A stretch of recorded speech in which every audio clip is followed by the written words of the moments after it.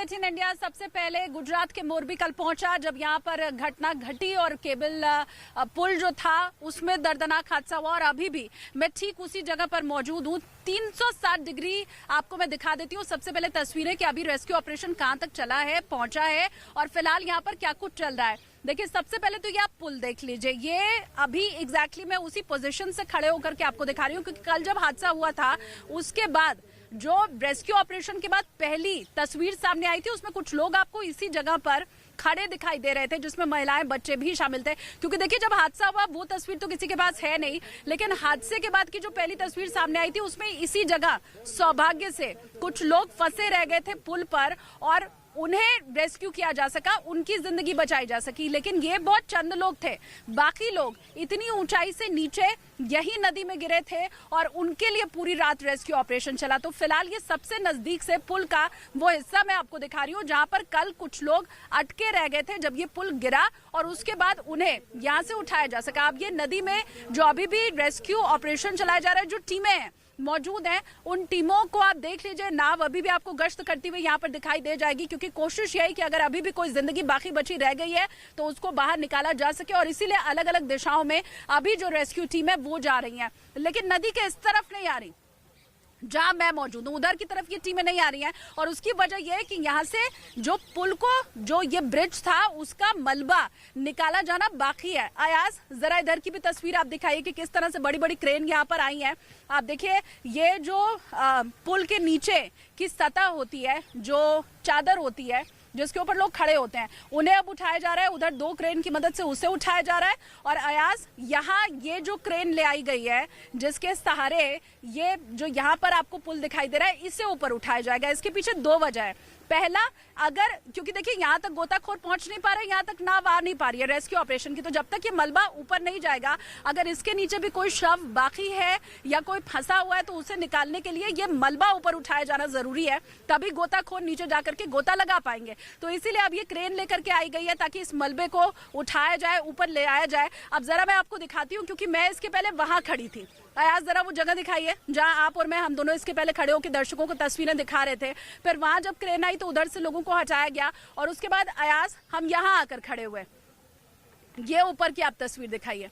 यहाँ आकर हम खड़े हुए, क्रेन आई तो फिर उसके बाद कहा गया कि इस जगह को भी खाली करना है। और ये तस्वीर पुल के पास से सबसे नजदीक से पहुंचाने के लिए हमने इस पुल का सहारा लिया। आप देखिए, इसी पुल से उतरकर मैं और अयाज नीचे पहुंचे और अभी इस जगह पर हम मौजूद हैं जो कि कल जहां लोग फंसे थे उससे सबसे नजदीक है। ये मेरे पीछे ही आपको पुल दिखाई दे रहा है जहां पर कल कुछ लोग सौभाग्यवश ही, मैं कहूंगी सौभाग्यवश, फंसे रह गए थे, क्योंकि जो इसके ऊपर लटके लोग आपको उन वीडियोज में दिखाई दे रहे थे उनकी जिंदगी तो कम से कम बच गई। गुजरात के गृह मंत्री ने क्या कहा इस पूरे हादसे के ऊपर, क्योंकि जो आधिकारिक बयान है वही हम आप तक पहुंचा रहे हैं, कोई आकलन नहीं या खुद से मनगढ़ंत ढंग से कुछ नहीं। गुजरात के गृह मंत्री की तरफ से क्या आंकड़ा दिया गया है अभी तक मृतकों का और इस पूरे हादसे के ऊपर उन्होंने क्या कहा है, हर्ष संघवी ने क्या कहा है, वो सुन लीजिए आप।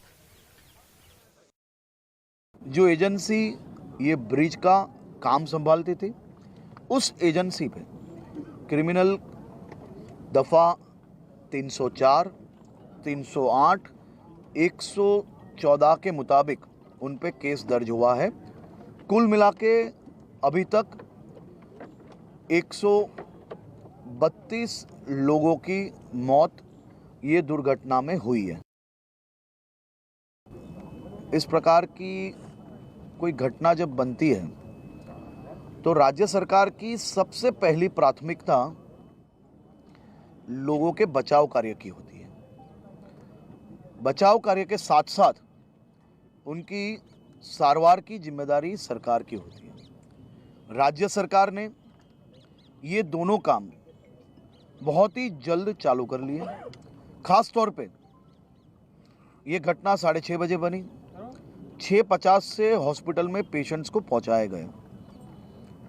जिला तंत्र राज्य सरकार के द्वारा खास तौर से आसपास के सभी जिलों से एम्बुलेंस, 108 की टीम, डॉक्टर्स की टीम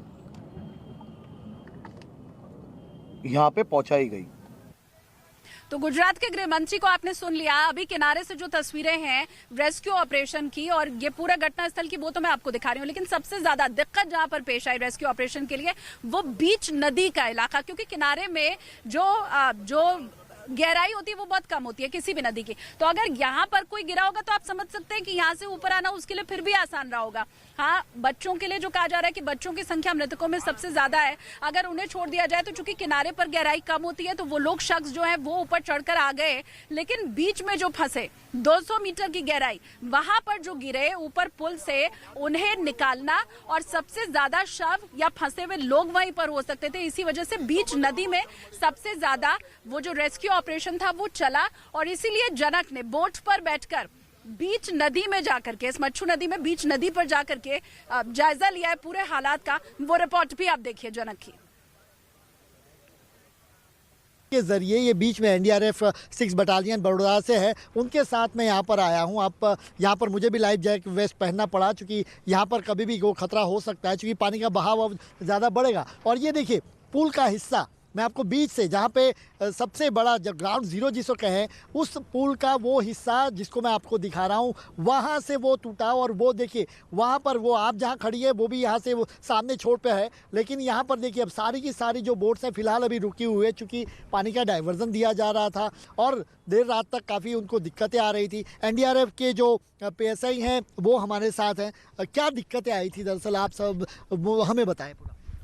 सबसे पहले तो दिक्कत यही थी कि मतलब बोट उतारने के लिए जो था नहीं मिल रहा था, फिर उसके बाद ये मिला तो यहाँ से बोट उतर गया आसानी से। फिर उसके बाद search and rescue operation start किया। तो शव वहाँ से आराम से मिले, पानी में दिक्कत हो रही नहीं, पानी में इतना मतलब अंधेरा है, रात का टाइम था तो इतना थोड़ा दिक्कत था, लेकिन फिर भी सर्च किया, उसके बाद डेड बॉडी मिल गया। बिल्कुल, तो अभी भी इशारे नहीं, यहाँ पर मैं आपको तस्वीरें दिखाऊंगा। अब जरा बोट्स वो घुमाएंगे तो मैं आपको और चीज़ें दिखा पाऊंगा। यहाँ पर देखिए अब मैं हम चल पड़ा हूँ यहाँ पर मिड, जहाँ पर ये जगह है ब्रिज के पास, वहाँ पर अब मैं आपको दर्शकों को वो तस्वीरें दिखाएंगे। बिल्कुल पास में मेरी बोट चल पड़ी है वहाँ पर एनडीआरएफ की, और यहाँ पर ये जो जगह है बिल्कुल उसी जगह पर ये घटनाक्रम हुआ। अब देखिए अब ये बोट चली है तो मैं आपको बीच रास्ते पर वहाँ ले जाऊँगा जहाँ पर ये दुर्घटना हुई, और वहाँ पर 132 लोगों की जान चली गई। और यह आंकड़ा बढ़ भी सकता है अभी, चूँकि जो जानकारी है कुछ लोग अभी भी, चूँकि 2 लोग अभी अंदर है, लेकिन जो अस्पताल में एडमिट है उनकी स्थिति नाजुक बताई जा रही है और इसी के चलते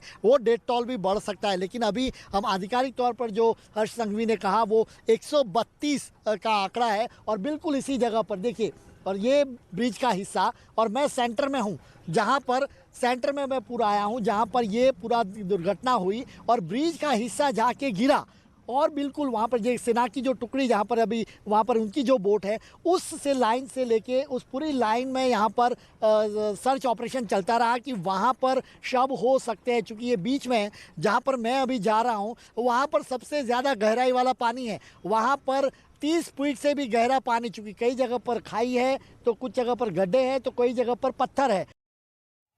तो आपने देखा कि कैसे 30 फीट से भी ज्यादा गहरा पानी है और वहां पूरी रात जो गोताखोर थे वो जिंदगियों को तलाशते नजर आए। हर संभव कोशिश उन्होंने की, किसी भी तरह की मदद पहुंचाने की, जो भी लोग फंसे थे उन्हें निकालने की। और समझना ये इसलिए भी जरूरी है क्योंकि रात के वक्त जो पानी होता है उसका टेम्परेचर बहुत कम हो जाता है। एक तो ठंड, उसके ऊपर से क्योंकि हल्की अब गुलाबी ठंड शुरू हो चुकी है और उसके बाद पानी इतना ठंडा। लेकिन पूरी रात यहाँ पर रेस्क्यू ऑपरेशन चलता रहा और वो इस वक्त भी चल रहा है। मेरे साथ यहाँ पर एक्स आर्मी मैन चंदू भाई मौजूद है, मैं आगे उनका भी रुख करूंगी। आप अयाज बस एक बार दिखा दीजिए उन्हें, क्योंकि यहाँ नीचे उतरने में हमारी मदद की है अयाज भाई, चंदू भाई ने। अयाज तो फिर भी नीचे उतर गए थे लेकिन मैं नहीं उतर पाई थी, मेरे लिए उतरना नीचे जरा मुश्किल था। लेकिन इन्होंने कहा कि आप चिंता मत कीजिए। और ये जो आपको यहाँ पर लकड़ी का ये बना हुआ ढांचा दिखाई दे रहा है, ये जो सीढ़ी दिखाई दे रही है, इसकी मदद से हम दोनों नीचे पहुंच पाए। तो जैसे वो एकता की बात मैंने की थी कि हर किसी के बीच तारतम्य आज दिखाई दिया, कोऑर्डिनेशन दिखाई दिया, एकता दिखाई दी। तो एक्स आर्मी मैन हमारे साथ जो यहाँ पर मौजूद है, उन्होंने भी खासी मदद हमारी की यहाँ तक पहुंचने के लिए,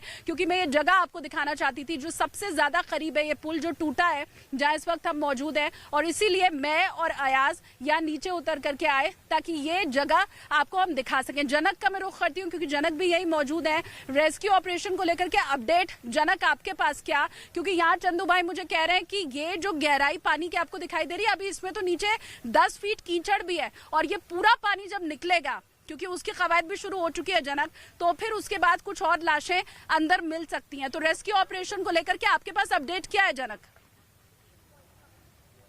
देखिए, मेरे पास जो अभी अपडेट है और जो गृह राज्य मंत्री ने कहा कि अब 2 से 3 लोग अंदर हो सकते हैं और ये आखिरी चरण में ये ऑपरेशन इसको कह सकते हैं। कुछ तस्वीरें दिखा देता हूं आपको। देखो यहाँ पर जिस तरीके से तैयारियां की गई है कि इस तरीके से अगर वहाँ से कोई शव अगर आता है तो उसको इसी तरीके से एक स्ट्रेचर बनाया है, उस स्ट्रेचर में उसको यहाँ से आगे ले जाया जाएगा, चूँकि यहाँ से रास्ता बिल्कुल संकरा है और एम्बुलेंस लगभग यहाँ से 700-800 मीटर दूरी पर एम्बुलेंस है, क्योंकि संकरे रास्ते से होके गुजरना पड़ता है। लेकिन सेना के जवान, देखिए आपको जिस लगातार ये सेना के जवान आते रहे, सामने सेना के जवान स्टैंड बाय में है। यहाँ पर भी ये भी तस्वीरें देख लीजिए, सेना के जवान इसी तरीके से स्टैंड बाय में है। तो अब ये आखिरी चरण में है, आप कह सकते हैं।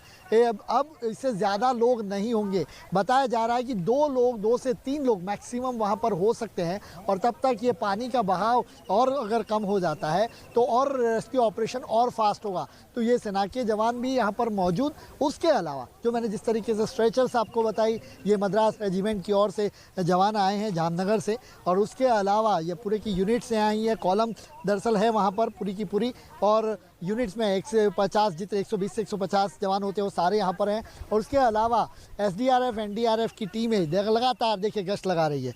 आप जिस तरीके से बात कर रही थी कि आज एकता दिवस पर किस तरीके से ये स्ट्रेंथनिंग दिख रही है, कोऑर्डिनेशन, बेहतर तालमेल, अगर ऐसी आपदा के समय में बेहतर तालमेल हो तो आप जितना नुकसान हो सकता था उसको आप रोक सकते हैं, और यही चीज़ यहाँ पर देखने को मिली। ये वाकई में जिस तरीके से युद्ध स्तर पर सब एजेंसियों के साथ कोऑर्डिनेशन हुआ और कम समय में शाम को 5:40 पर ये दुर्घटना होती है, और उसके बाद एक के बाद एक एजेंसियों को, चाहे वो NDRF की टीम वडोदरा से हो या सेना की टीमें जामनगर हो, राजकोट हो, सुरेंद्रनगर हो, सबको एक साथ मिलाकर एक साथ इकट्ठा करना और एक साथ एक जगह पर लाना, ये वाकई में एक चुनौती वाला काम था और आखिरकार वो हुआ। और इसी के चलते अभी भी कल रात से लगभग अब 13 से 14 घंटा होने को आए हैं, पूरा ये ऑपरेशंस चल रहे हैं और ज़्यादातर लोगों को निकाल लिया जा चुका है। अब 2 से 3 लोग अंदर हो सकते हैं, जो जानकारी अभी बात आधिकारिक तौर पर आ रही है। खुद यहाँ पे श्रम मंत्री हैं ब्रजेश मिर्जा, वो यहाँ पर हैं। कुछ समय पहले यहाँ पर गृह राज्य मंत्री हर्ष संघवी थे, जो अभी एक मीटिंग के लिए, चूँकि इसके बाद रिलीफ पैकेज की घोषणा जो होनी जा रही है उसको लेकर अधिकारियों के साथ बैठक कर रहे हैं। एक तरफ पुलिस अपना काम कर रही है कि जो मामला कल रात को दर्ज हुआ तो उस मामले में आगे अब गिरफ्तारियां होगी, और दूसरी ओर एक कमेटी, हाई पावर्ड कमेटी बनाई गई है कि जो पूरे एक मसले को ओवरऑल कहे, पर्सपेक्टिव को समझे कि ये दुर्घटना कैसे हुई, कौन जिम्मेवार, क्या कमियां रह गई थी, ये सारी चीज़ों को लेकर इसका इन्वेस्टिगेशन हो। तो ये सारी चीज़ें हैं जिसको मल्टी डायमेंशन में पूरे चीज़ों को देखा गया, समझा गया, परखा गया और उसको अमली जामा पहनाया गया, और इसी के चलते युद्ध स्तर पर ये कार्रवाई हमें देखने को मिली है। और अभी भी आप जो देखिए, आप पूरे की पूरी, अगर आप पूरा नदी देखें इस इलाके का, तो आपको केवल बोट्स और बोट्स नज़र आएगी। यहाँ पर लगभग ये 20 से ज़्यादा बोट्स इस और है, आप मेरे बिल्कुल सामने हैं, और यहाँ पर 20 से ज़्यादा बोट्स हैं जो मिड ब्रिज है उसके पास में है। ये आपको मैं तस्वीरें दिखा रहा हूँ, चूँकि अब मैं सामने वाले छोड़ पर वापस आ चुका हूँ। तो यहाँ से जो तस्वीरें दिख रही है, चूँकि यहाँ पर अब इंतज़ार कर रहे हैं और ये स्ट्रेचर्स हैं वो तैयार है कपड़ों के साथ। ये आप कपड़े भी देख लीजिए, यहाँ पर ये कपड़े हैं कि अगर वो शव आते हैं तो फिर उन पर ढका जाए और ये कपड़े पहना कर उनके बाद उनको यहाँ से लिया जाए। और यहाँ पर देखिए सबके जूते यहाँ पर आपको दिखाई पड़ेंगे, चूँकि ये जब ब्रिज ऊपर से टूटा ये हिस्सा दिखा। अब मैं आपको दिखा देता हूँ और ओरेवा का ये ब्रिज जहाँ से एंट्री ली गई थी, एंट्री लेकर सामने के छोर पर जाना था, टिकट विंडो वहाँ से है और वहाँ से ये एंट्री होनी थी, और इसी समय पर ये हिस्सा यहाँ से टूटा और उसके बाद लोग गिरे। तो शुरुआत में जो लोग गिरे वो पानी में नहीं गिरे हैं, कुछ लोग यहाँ पर देखिए पत्थर इतने हैं, हार्ड रॉक है, और यहाँ पर जो गिरने से उनको चोटें लगी वो अभी अस्पतालों में भर्ती हैं और उनका इलाज चल रहा है। वहाँ पर उनको खून की कमी है। वो ये देखिए, आपको हर जगह पर आपको जूते, कपड़े, सब ये आपको यहाँ पे दिखाई देगा। जबकि जो लोग ऊपर, अब चूँकि एक के बाद एक हिस्सा, अगर इस पुल को देखें आप, एक के बाद एक हिस्सा उसके बाद टूटता गया, और फिर बाद में ये बीच में जहाँ से पानी शुरू होता है वहाँ से लोग पानी में गिरने शुरू हुए, और आंकड़ा यही है कि लगभग 350 से ज़्यादा लोग थे, जबकि पुल की जो क्षमता है वो 100 से 125, 150 तक की थी।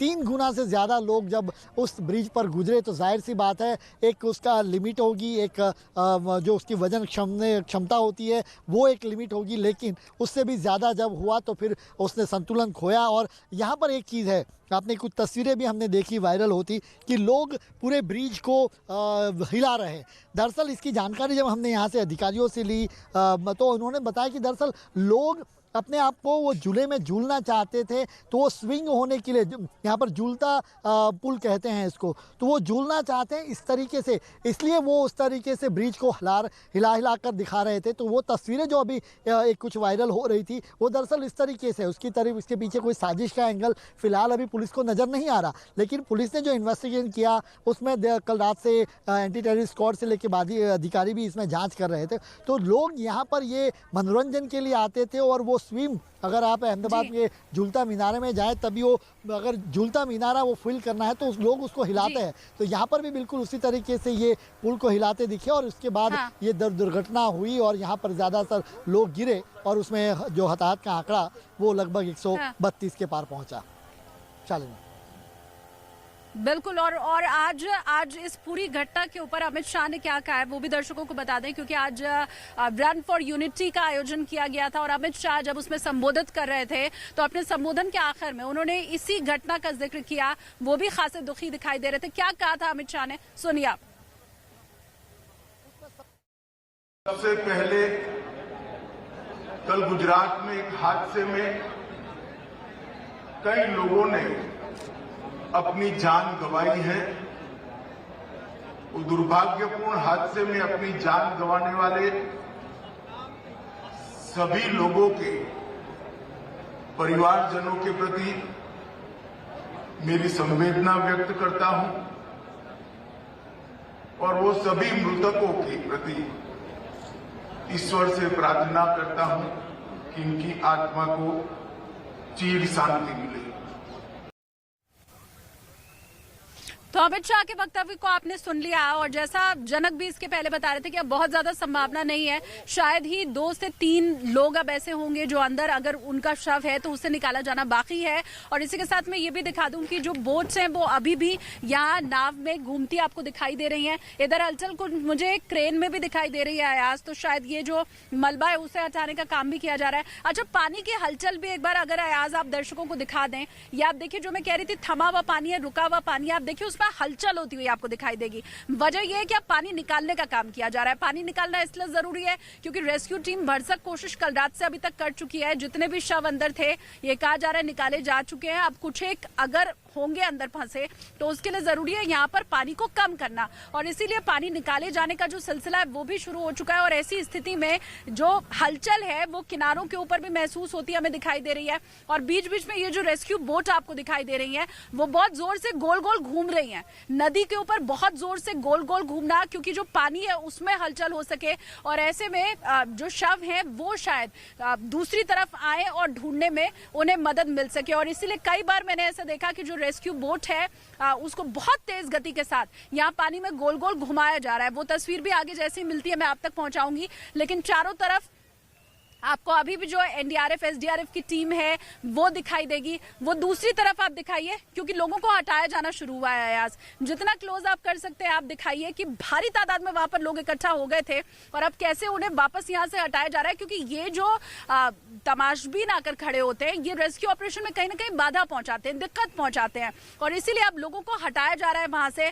और आप देखिए भारी संख्या में उल्टे पैर लौटते हुए एक दिशा की ओर आपको लोग यहाँ पर दिखाई देंगे, क्योंकि बीते 1 से 1.5 घंटे में भारी तादाद में लोग यहाँ पर इकट्ठा हो गए थे और वो सब किनारे पर खड़े होकर सिर्फ इस रेस्क्यू ऑपरेशन को देख रहे थे, जिनकी यहाँ पर कोई जरूरत नहीं थी। अयाज इधर ये पुल को ऊपर खींचा गया, ये लाइव तस्वीरें मैं आपको दिखा रही हूँ कि किस तरह से ये रेस्क्यू के काम को आगे बढ़ाने के लिए जो मलबा पड़ा हुआ था किनारे के ऊपर उसे भी हटाया जाना जरूरी था। शायद किनारे पर अगर कोई शव अभी पड़ा हुआ है तो उसे निकालने के लिए ये जो मलबा है उसे हटाया जाना जरूरी था। तो ये किस तरह से क्रेन की मदद से ऊपर खींचा गया है वो भी आपके सामने, और उधर जो लोग उल्टे पैर को वापस जा रहे हैं वो तस्वीर भी आपके सामने। इन सब के बीच इन सब के बीच जो हर्ष संघवी ने कहा है, यहाँ गुजरात के गृह मंत्री ने वो क्या कह रहे हैं वो भी आप सुन लीजिए, क्योंकि आधिकारिक बयान जो है और मरने वालों का जो आंकड़ा है वो जो पुष्टि करते हुए बयान है वही आप तक न्यूज़ 18 इंडिया पहुंचा रहा है। तो आप सुनिए कि इस पूरे हादसे के ऊपर क्या कहा है हर्ष संघवी ने। जो एजेंसी ये ब्रिज का काम संभालते थे, उस एजेंसी पे क्रिमिनल दफ़ा 304, 308, 114 के मुताबिक उन पे केस दर्ज हुआ है। कुल मिला के अभी तक 132 लोगों की मौत ये दुर्घटना में हुई है। इन तारों को देख करके आप ये अंदाजा मत लगा लीजिए। तो कंपनी के ऊपर एफआईआर दर्ज हो चुकी है, नकेल कसनी उसके ऊपर शुरू हो चुकी है। इसके अलावा जो मरने वालों का आंकड़ा है वो आखिर जो हर्ष संघवी ने बताया वो 132 का बताया। हालांकि तब से अभी तक में अगर कुछ और इजाफा हो गया हो तो उसका भी हम इंतजार कर रहे हैं कि कोई अधिकारी या मंत्री की तरफ से अगर अगला बयान दिया जाए तो हम आपको बता सकें कि मरने वालों का एग्जैक्ट आंकड़ा क्या है। इसके साथ फिर से ये जो रेस्क्यू ऑपरेशन चल रहा है वो आप देख लीजिए। दूसरा किनारा मुझे काफी हद तक साफ होता दिखाई दे रहा है। बड़ी तादाद में जो वहां पर लोग इकट्ठा हो गए थे, पुलिस वालों ने उन्हें अब हटा दिया है। इसके अलावा कुछ लोग अभी आपको इधर तट पर खड़े भी दिखाई दे रहे होंगे। अयाज वो तस्वीर भी अगर आप दिखाइए। और वहीं पर जनक मौजूद हैं जिन्होंने आपको बताया कि कैसे बड़े बड़े पत्थर वहां दूसरे किनारे पर हैं और इसी वजह से पुल के किनारे पर जो लोग खड़े थे वो जब पुल टूटा तो उधर ही गिरे। मतलब कुछ लोग तो पानी में गिरे लेकिन कुछ बड़े पत्थरों पर भी गिरे और वहाँ उनका क्या हश्र हुआ होगा यह भी समझना बहुत मुश्किल काम है नहीं। अभी भी वहाँ पर स्ट्रेचर रखे हुए हैं ताकि अगर कुछ एक दो लाशें जो और अंदर दबी हुई हैं वो मिले तो उन्हें यहाँ से हटाया जा सके। और कुछ और फौज भी वहाँ पर तैयार रखी गई है क्योंकि देखिए बड़ी चुनौती है इन टीम के लिए भी, रेस्क्यू टीम के लिए भी बड़ी चुनौती है। इतना लंबा वक्त और इस वक्त में यहाँ से लोगों को निकाल पाना, सर्च ऑपरेशन चला पाना, तो ये टीम थके, इसके लिए दूसरी टीम तैयार है, मुस्तैद है। किसी तरह की देरी नहीं होनी चाहिए, कोई हिला हवाली नहीं होनी चाहिए, हर संभव मदद तुरंत पहुंचनी चाहिए। तो ये तस्वीर अभी सुबह की मैं आपको नहीं दिखा रही हूँ, मतलब ऐसा नहीं अभी 9:15 बज रहा है, लेकिन कल शाम 7 बजे से, क्योंकि 6:30 पर हादसा हुआ और उसके 20 से 30 मिनट के अंदर यहाँ तमाम टीमें पहुंच गई थी। तो तब से लेकर अब तक ये रेस्क्यू का काम लगातार जारी है और अब भी ये सिलसिला चलता जा रहा है। मैं जनक का एक बार फिर से रुख कर ले रही हूँ क्योंकि जनक दूसरे छोर पर मौजूद हैं। जनक, ये लोगों को मैंने देखा कि हटाया जा चुका है और भारी संख्या में लोग इकट्ठा हो गए थे, पुलिस वालों ने उन्हें हटा दिया, लेकिन अभी तो वो आगे जाकर भी इकट्ठा होकर के मुझे लग रहा है परेशानी खड़ी करेंगे क्योंकि अभी आगे जाकर वो लोग इकट्ठा हो गए। जनक, दूसरी तरफ की क्या तस्वीर है? देखिए यहाँ पर भी भीड़ थी शुरुआत में, लेकिन यहाँ पर जो अभी आपको देख रहे हैं ना वो एनजीओ के लोग हैं, स्वयंसेवक हैं और बाकी आर्मी के लोग हैं। यहाँ पर देख लीजिए सारे लोग आपको जवान दिख रहे हैं, या आर्मी के मद्रास रेजिमेंट के जवान हैं। वहाँ पर टैंक्स लगाए जा रहे हैं। अगर ये ऑपरेशन अगर लंबा चलता है तो फिर उसके लिए क्या चीज़ें होनी चाहिए आगे के लिए, इक्विपमेंट्स इसके पीछे आ गए हैं। साथ में आप आरएसएस के कुछ कार्यकर्ता भी यहाँ पर देख सकते हैं। उसके अलावा आपको नेवी के लोग भी दिखेंगे यहाँ पर, वडोदरा फायर की टीम भी यहाँ पर आपको दिखेगी। तो कुल मिला के सारी एजेंसियाँ जो रेस्क्यू टीम के लिए जिनको बुलाया गया था, चाहे वडोदरा से ही क्यों ना बुलाना पड़े आपको, लेकिन सारी एजेंसियों को यहाँ पर इसके राहत रेस्क्यू ऑपरेशन में बुलाया गया और उसका नतीजा रहा कि ज़्यादा से ज़्यादा लोगों को जो बचाने की एक उनकी कोशिश थी उसमें वो कुछ हद तक काफ़ी आगे बढ़ पाए और लोगों को वहाँ बाहर निकाल सके। यहाँ पर देखिए आरएसएस के जो लोग हैं वो यहाँ पर लोगों को जो जवान हैं उनके लिए खाने पीने की चीज़ें लेकर भी पहुँचे हैं, चूँकि कल रात से ये ऑपरेशन में लोग लगे हैं। लगभग 13 से 14 घंटे से ज़्यादा वक्त हो चुका है। यहाँ पर देखिए आरएसएस के जवान दिख रहे हैं आपको, उसके अलावा जो आरएसएस के कार्यकर्ता है वो, और उसके अलावा उनके लिए चाय नाश्ते की व्यवस्था की गई है। और उसके साथ साथ ये जवान भी पीछे आपको देख रहे हैं। जवान यहाँ पर उनको जैसे ही टास्क दिया जाएगा उसके बाद, क्योंकि मद्रास रेजिमेंट से हैं, और इसके बाद उनको वहाँ पर भेजा जाएगा। तो दरअसल ये सारे जो लोग हैं वो पिछले 12-13 घंटों से लगातार रेस्क्यू ऑपरेशंस में लगे हुए हैं। मद्रास रेजिमेंट और बाकी आर्टिलरी यूनिट्स के जवान हैं। उसके अलावा यहाँ पर आप देखिए पीछे जो अब तस्वीरें मैं कुछ और दिखा देता हूं, जहां पर सारी एजेंसियों की कोऑर्डिनेशन की बदौलत ही आज इतने बड़े पैमाने पर युद्ध स्तर पर इतने बड़े ऑपरेशन को अंजाम दिया जा रहा है। और रेस्क्यू ऑपरेशन में चाहे वो वडोदरा से आई हो, यूनिट्स राजकोट से आए हो, सुरेंद्रनगर से भेजे हो, जामनगर से भेजे हो, सारी टीमों को यहाँ पर भेजा गया। और इसी का असर है कि आज सारी की सारी, देखिए बीच में अगर आप जहाँ पे अब कैमरा मेरे राइट साइड जैसे घूमेगा तो आपको सारी की सारी जो बोट्स हैं, लगभग 20 से ज़्यादा बोट्स हैं आपके बिल्कुल सामने। मैं शालिनी हूँ तो सामने छोर पर, जहाँ पर ये सबसे ज़्यादा जो बोट्स हैं वहाँ पर देखी जा रही है। और अभी जो लेटेस्ट अपडेट यही है, जो मेरी यहाँ के मिनिस्टर और अधिकारियों से बात हुई, कि आखिरी चरण में ये कह सकते हैं कि रेस्क्यू ऑपरेशन चल रहा है। 2 से 3 लोग ज़्यादा से ज़्यादा वहाँ पर हो सकते हैं। और इसी के चलते वो मैंने इससे पहले स्ट्रेचर्स भी दिखाए थे आपको, वो 2 से 3 स्ट्रेचर्स के लिए तैयार रखे गए हैं। और जैसे ही वहाँ से उनको लाया जाएगा उसके बाद ये ऑपरेशन को पूरा किया जाएगा। लेकिन फ़िलहाल अभी भी एक भी व्यक्ति अंदर न छूटे, इसकी जिम्मेवारी इन अधिकारियों को दी गई है। और इसी के चलते पहले पानी, कीचड़ और सारी चीज़ें हैं वो यहाँ से हटाई जाए, और उसके बाद वहाँ से अगर कोई नीचे है पानी के तो उनको, चूँकि उनके जो परिजन हैं उनके 3 लोग ही क्यों, एक सवाल भी उठेगा कि आप कैसे अंदाज़ा लगेगा कि 3 लोग हैं। जिन परिवारों ने गुमशुदगी की बात कही थी, यार जो लोग थे उनको, जो उनके नाम अते पते जब टैली किए जा रहे थे, तब 3 परिवारों की ओर से ये जानकारी आई कि हमारे एक व्यक्ति हैं वो अभी लापता है और वो वहाँ पर गए थे। और इसी के चलते 2 से 3 लोग ज़्यादा होने की बात यहाँ पर कही जा रही है। और इसी के चलते कोई कसर छोड़ना नहीं चाहते। मैं भी अब ये जो रेस्क्यू टीम है उनके साथ बोट पे बैठकर थोड़ा अंदर तक जाकर देखती हूँ कि कहाँ पर परेशानी है और रेस्क्यू में अभी कितनी दिक्कतें आ रही हैं, कितनी नहीं आ रही हैं। ये हम अब बोट पर सवार हो गए, हमें कहा गया बैठने के लिए। मैंने लाइफ जैकेट पहन ली है क्योंकि हर एहतियात और हर जो नियम है उनका पालन यहाँ पर किया जा रहा है। तो मैं बोट पर अब लाइफ जैकेट पहनकर बैठ गई हूँ। और जैसा मैंने आपको बताया कि लगभग समाप्ति की ओर ये ऑपरेशन है। जनक ने भी आपको बताया था कि किस तरह से अभी कम ही ऐसे आशंका जताई जा रही है कि शव अंदर बचे होंगे जिन्हें निकाला जाना बाकी है। अच्छा, चूंकि हमने बीच से इन्हें बुलाया था तो लाइफ जैकेट थी नहीं यहाँ पर। एक ऑफिसर जो अंदर ही मौजूद थे वो उधर किनारे पर रह गए हैं।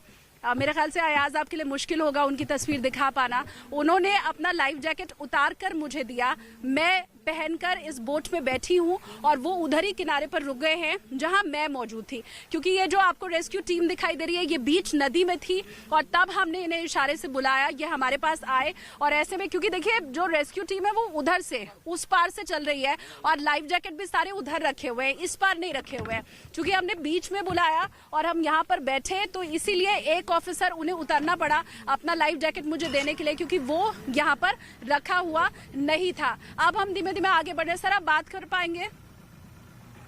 पानी नहीं, ठीक है। क्योंकि जैसा मैंने आपको बताया कि हमने बीच से बुलाई थी, ये जो नाव थी यहाँ बीच नदी में थी और लगातार बार बार मैं और जनक हम आपको यही बताने की कोशिश कर रहे हैं कि असल समस्या और चुनौती जो है वो जो बीच की गहराई है वहां पर अगर कोई फंसा हुआ है या जो शव वहां पर है उन्हें निकाले जाने की है। किनारे पर वैसे भी बहुत कम पानी होता है और ऐसी स्थिति में जो भी है वो कल शायद जब ये हादसा हुआ होगा उस वक्त भी शायद चलकर या तैरकर बाहर निकल पाए होंगे। अब ये ऊंचाई भी जरा अयाज अगर आप दिखा पाए कितना ऊंचा ये पुल और वहां से नीचे जो गिरा होगा उसका क्या हाल होगा। और ये जो बीच की गहराई है ये तकरीबन 30 फीट की बताई जा रही है, 25 से 30 फीट की एक गहराई है। पूरी रात यहाँ पर अगर कोई फंसा होगा तो जैसा मैं बार बार कह रही हूँ कि संभावना बहुत कम है अब उसके जीवित रहने की। लेकिन अमूमन जब भी ऐसा कोई हादसा होता है तो हम ये देखते ही हैं कि चमत्कार कुछ न कुछ होता है, जो जिंदगी है वो बच जाती है और ऊपर वाले की मेहरबानी रहती है। तो ऐसी किसी जिंदगी की तलाश में अब भी जो गोताखोर हैं वो नदी में बार बार छलांग लगा रहे हैं और वो बार बार कोशिश कर रहे हैं कि उन जिंदगियों को बचाया जा सके। अब ये बोट से उधर आप दिखाइए, क्योंकि ज्यादातर मुझे अयाज जो रेस्क्यू टीम है वो उधर की ओर ही दिखाई दे रही है। हम आप ऐसा समझिए कि पुल के दाहिनी ओर है और हमारे इधर सिर्फ मात्र 1 या 2 बोट ही है, बाकी सारी बोट इधर की तरफ दिखाई दे रही है और जो पानी निकाला जा रहा है वो भी इस ओर से ही। फिर से मैं आपको बताऊं, जो डैम है वो इधर की तरफ है, ये जो मौजूदा पानी आप देख पा रहे हैं ये उधर से बांध से छोड़ा जाता है। इस नदी में जो भी पानी, इस मच्छू डैम में, इस मच्छू नदी में जो भी पानी आप देख रहे हैं वो उधर दूसरी तरफ डैम है जहां से छोड़ा जाता है और फिर उसके बाद वो जो पानी है वो इस नदी में दिखाई देता है जो अभी आप देख पा रहे हैं। रेस्क्यू ऑपरेशन तकरीबन खत्म है, लेकिन अब चूंकि जो शव है वो अंदर अगर रह गए, क्योंकि इसके पहले मैंने आपको बताया था कि नीचे तो 10 से 10 फीट तक बताया जा रहा है कि कीचड़ भी है, तो इसीलिए पानी निकाले जाने का काम किया जा रहा है। और वो जो पानी निकाले जाने का काम है वो दूसरे छोर से किया जा रहा है, मतलब बांध से पानी अयाज इधर से छोड़ा जाता है, नदी का ये पानी उधर का ही है और अयाज पानी निकाला उधर से जा रहा है, दूसरी तरफ से पानी निकाला जा रहा है। ये दूसरी जो रेस्क्यू टीम है उसकी बोट के करीब तक हम पहुंच गए, जो पानी है वो उधर से निकाला जा रहा है और बिल्कुल अयाज हम ये पुल के नीचे हैं, बिल्कुल पुल के नीचे हमारी बोट इस वक्त है। ये आप दिखाइए जरा ऊपर की तस्वीर, बिल्कुल ये जो पुल है उसके ठीक नीचे हमारी बोट है इस वक्त और यहाँ से ऊपर की जो ऊंचाई है वो भी कम से कम मुझे 3 मंजिला दिखाई दे रही है, 3 मंजिला। और वो उधर की तस्वीर भी अगर अयाज आप दिखाएं, क्योंकि इसके पहले हम वहीं पर खड़े थे, दर्शक देखें, इसके पहले हम वहीं खड़े थे और वहीं से तस्वीरें आप तक पहुंचा रहे थे। अब भी उधर बड़ी संख्या में लोग इकट्ठा खड़े दिखाई दे रहे हैं और ये इधर दूर तक आपको जो बोट है वो दिखाई दे रही है, अलग अलग जो रेस्क्यू टीम है वो दिखाई दे रही है। कोशिश, जद्दोजहद, हर ये कि अगर अब भी कोई जिंदगी इस पानी के बीच फंसी हुई है तो उसे निकाला जा सके और इसीलिए गिव अप नहीं कर रहे हैं। ये जो रेस्क्यू टीम के सदस्य हैं ये गिव अप नहीं कर रहे हैं, चाहे जिंदगी हाथ लगे ना लगे या फिर जो शव है वो निकाल पाए या ना निकाल पाए। और सबसे मुश्किल जो है वो अलग अलग टीम के बीच में कोऑर्डिनेशन, वो सबसे मुश्किल भरा होता है ऐसी परिस्थिति में और वो कोऑर्डिनेशन भी हमें देखने को मिल रहा है। दूसरी तरफ लगातार अनाउंसमेंट हो रहा है, उस अनाउंसमेंट के जरिए जो कोऑर्डिनेशन है वो बिठाने की कोशिश हो रही है। अब हम वापस किनारे पर आ गए। बहुत शुक्रिया सर, बहुत शुक्रिया यहाँ तक हमें लेकर आने के लिए। और अयाज बाहर निकलने के बाद तो अब आप वो ऑफिसर की तस्वीर दिखा ही पाएंगे जिन्होंने अपनी लाइफ जैकेट मुझे दी थी।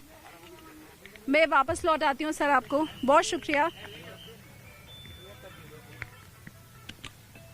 सर आपका नाम तो बता दीजिए। नतपस्सी परबस्सी झाड़ेजा। अच्छा, रात से ही लगे हुए हैं आप? हाँ, रात के जब घटना घटी थी उसके बाद ही आ गए थे? अच्छा, बहुत शुक्रिया आपका। तो ये देखा आपने कि किस तरह से जो रेस्क्यू ऑपरेशन है वो चल रहा है। वापस हम किनारे पर आ गए हैं और ये अब बोट पर बैठकर जो लगातार रेस्क्यू टीम के ही साथी हैं वो बोट पर बैठकर अब यहाँ से निकलेंगे। अच्छा, इन सब के बीच प्रधानमंत्री नरेंद्र मोदी क्योंकि लगातार ये जो पूरा घटनाक्रम है उसके ऊपर नजर बनाए हुए हैं और कल जैसे ही हादसे की जानकारी उन्हें मिली वो मुख्यमंत्री से उन्होंने बात की, भूपेंद्र पटेल से उनकी बातचीत हुई।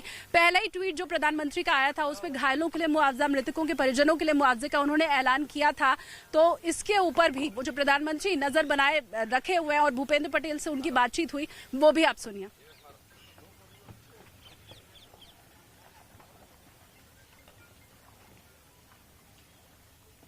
और वो जो ट्वीट आया था प्रधानमंत्री का, क्योंकि इसके पहले भी मैं और जनक जब बात कर रहे थे आपने सुना था कि खबर जब इस घटना की मिली तो कैसे उस वक्त तुरंत अनुमान नहीं लग पाया था, 1 से 2 मिनट के अंदर अनुमान नहीं लग पाया था कि शायद हादसा इतना बड़ा होगा।